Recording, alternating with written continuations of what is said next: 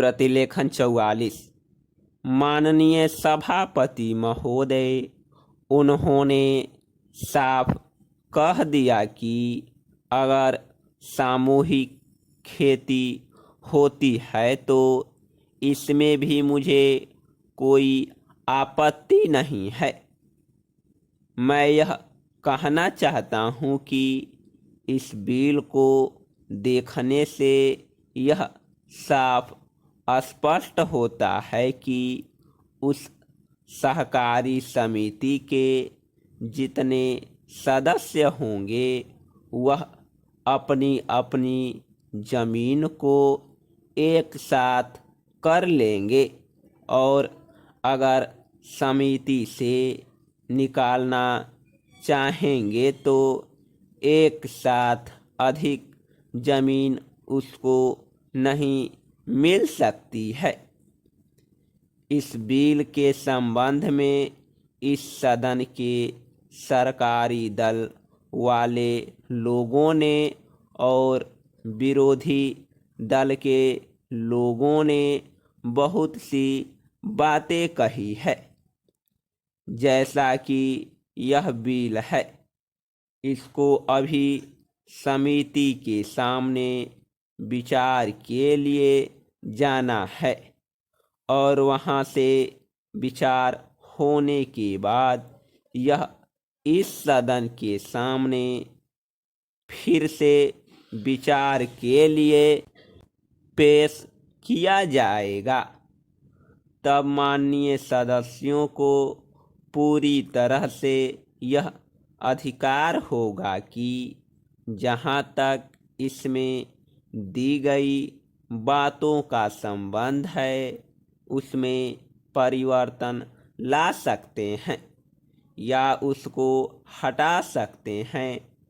कल से जो बातें हो रही हैं वह सब नोट की गई है और मैंने बहुत सी बातों को सुना है।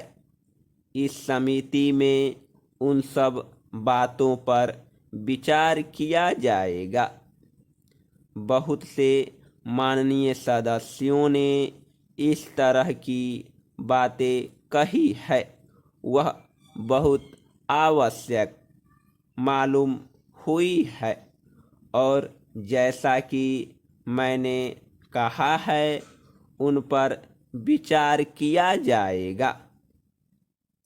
जहाँ तक सहकारिता का संबंध है, चाहे सरकारी दल वाले माननीय सदस्य हों चाहे विरोधी दल वाले माननीय सदस्य हों, सबकी यह मांग है कि जब हम जनता के राज में विश्वास करते हैं और अपने यहाँ जनता का राज स्थापित कर लिया है और जबकि देश में गरीबी है और उसका गलत लाभ भी उठाया जाता है, तब सहकारिता की बहुत आवश्यकता है।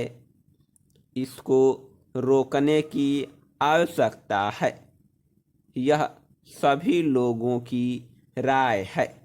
जहाँ तक इस सहकारी बिल का संबंध है, बहुत से माननीय सदस्यों ने बहुत सी बातें इसके संबंध में कही है।